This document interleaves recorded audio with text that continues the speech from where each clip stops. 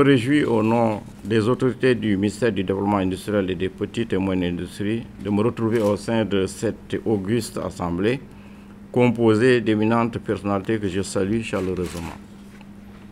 J'exprime ma gratitude aux organisateurs de cette cérémonie de remise des diplômes d'accréditation aux 7 premiers organismes d'évaluation de la conformité au Sénégal. Ces diplômes, comme les présidents l'ont dit, ces diplômes sont la confirmation et la reconnaissance de leurs compétences professionnelles dans les domaines dans lesquels leurs organisations sont accréditées par le système ouest-africain d'accréditation qui a signé en 2022 en tant que membre les accords de reconnaissance mutuelle de la coopération africaine d'accréditation, AFRAC, M. Barou l'a rappelé tantôt, les accords de la coopération internationale d'accréditation des laboratoires, ILAC, et depuis la semaine précédente, les accords de reconnaissance mutuelle pour l'accréditation d'organismes de certification de produits selon la norme ISO 17065 et de certification de systèmes selon la norme ISO 17021-1. Mesdames et messieurs, dans un contexte caractérisé par l'étroitesse des marchés nationaux, les pays de l'UEMOA ont décidé de faire du processus d'intégration régionale un nouveau levier de progrès dans la mise en œuvre concertée de politiques structurelles susceptibles de renforcer les bases de leur compétitivité. C'est la raison pour laquelle le système ouest-africain d'accréditation a été créé en 2010, comme l'a rappelé la représentante résidente de la Commission, par le règlement numéro 3/2010 du Conseil des ministres, portant schéma d'harmonisation des activités d'accréditation, de certification, de normalisation et de métrologie. À ce titre, l'infrastructure nationale de la qualité, dont l'accréditation est un pilier important, contribuera à l'amélioration de la compétitivité des entreprises, de protéger les consommateurs et d'assurer un développement durable de nos pays. Comme vous le savez, la compétitivité, en fait, ce n'est pas seulement les infrastructures, c'est vrai, c'est important, il faut disposer d'infrastructures routières, ferroviaires, aéroportuaires, etc. Un écosystème de savoir et un écosystème financier, parce que c'est important, sinon les entreprises ne pourront pas avoir le financement qu'il faut. L'intégration, la distance par rapport au marché, je pense que c'est important. La stabilité aussi sociopolitique.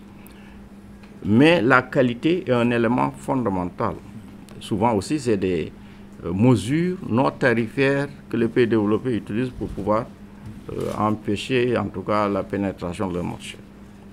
L'exemple partant, c'est avec l'arachide pour le cas du Sénégal, avec la question de l'aflatoxine. Donc, comme je le disais, l'objectif dans la mise en œuvre, en tout cas, de l'infrastructure qualité et à l'instant des autres régions, de doter les pays membres de l'UEMOA d'un organisme d'accréditation, à même d'apprécier la compétence des structures d'évaluation de la conformité.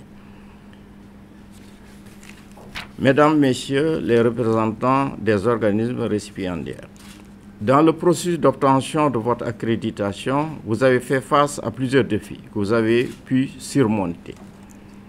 Les diplômes d'accréditation qui vous seront décernés tout à l'heure sont le fruit d'une détermination et d'une forte adhésion qui font honneur à l'ensemble du personnel de vos organisations d'évaluation de la conformité. Ils sont également le résultat d'un accompagnement des experts du SOAC qui vous ont aidé à franchir cette étape cruciale.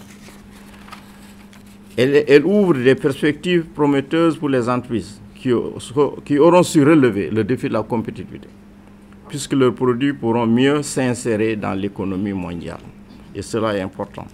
En outre, elle sanctionnera positivement les États vertueux qui sauront créer un cadre attractif pour les investisseurs privés en quête d'un meilleur rendement de leurs capitaux.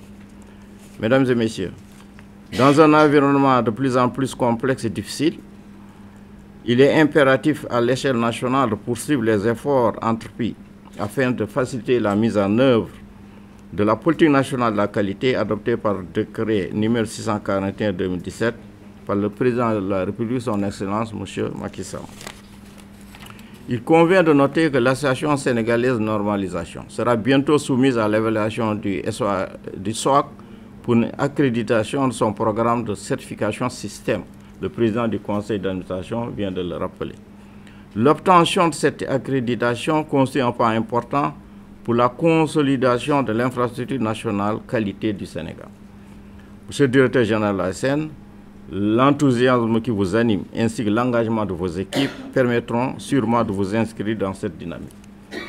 Mesdames et messieurs, pour conclure, je renouvelle par ma voix les remerciements du gouvernement du Sénégal aux partenaires du développement, notamment la Banque africaine de développement, dont l'appui financier à travers le projet d'appui à la mobilisation des ressources et à l'attractivité des investissements PMRAI a contribué fortement à la mise en œuvre de la politique nationale qualité du Sénégal à l'atteinte des résultats enregistrés. J'en suis témoin puisque je suis le point focal de ce projet au niveau du ministère. Et je sais les efforts fournis par l'ASN pour réaliser presque la totalité des activités qui étaient prévues. Félicitations, monsieur le directeur général. Mesdames et messieurs, le levier de l'infrastructure qualité a un impact certain sur l'environnement des affaires. Elle garantit que les produits répondant à des exigences déterminées puissent être acceptés sur le marché national, régional et international. Les gouvernements des États membres de l'UEMOA devraient définir le cadre stratégique qui précise les responsables de l'autorité publique et offrir un espace adéquat au secteur privé pour la prestation de services. C'est un immense chantier qui s'ouvre.